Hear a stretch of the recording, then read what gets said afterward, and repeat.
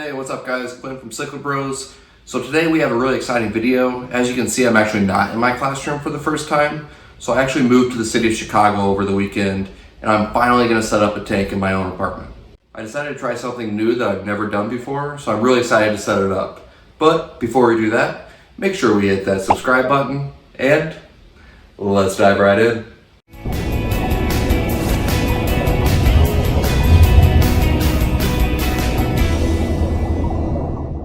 Alright guys, so behind me is my new 60-gallon aquarium. If you've been following along on our channel, you know that I only keep Central American cichlids in my classroom, plus I do have a flower horn. I really went back and forth on what I should actually do with this tank, from Victorians to Mbuna to Tanganicans, but I ultimately decided on a planted community tank. Now I'm going to be honest with you guys, this is not my area of expertise, but I wanted to challenge myself and learn a whole new branch of the hobby. I've been doing my research on plants, but it is a whole new world. I have no idea how this is going to go, but I'm going to take you along for the ride.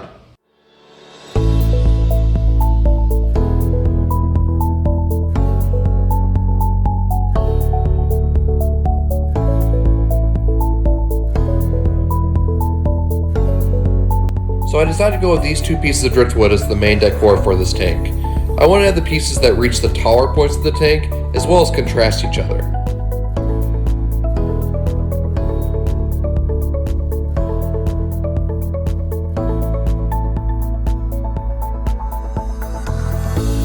For the substrate, I went with Blue Ball Stratum.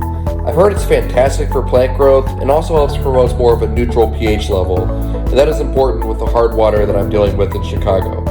I put the two pieces of driftwood in first so they are more stable and sitting on the bottom of the flat tank.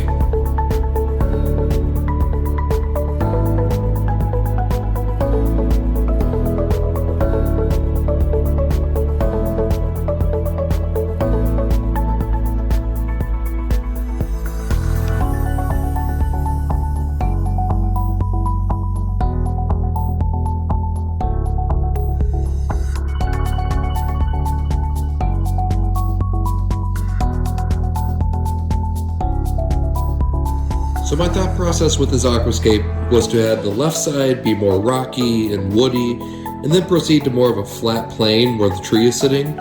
I can't wait to add the plants for this aquascape to truly come together.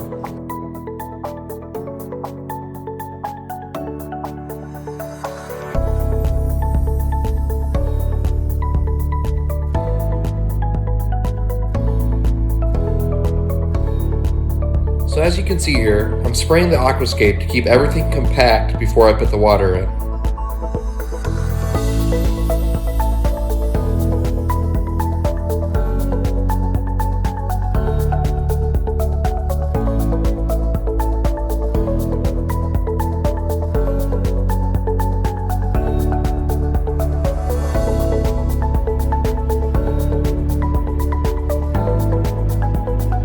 Now time for the water to go in. I decided to go with buckets and a pump in order to limit the clouding of the water from the substrate. I'm pointing the hose onto the driftwood to not stir up any of the substrate. Stratum actually does not need to be rinsed before putting into the tank, like most other substrates need to. I would recommend this method over dumping buckets or attempting to rinse it. It is very time consuming, but I will tell you it is worth it.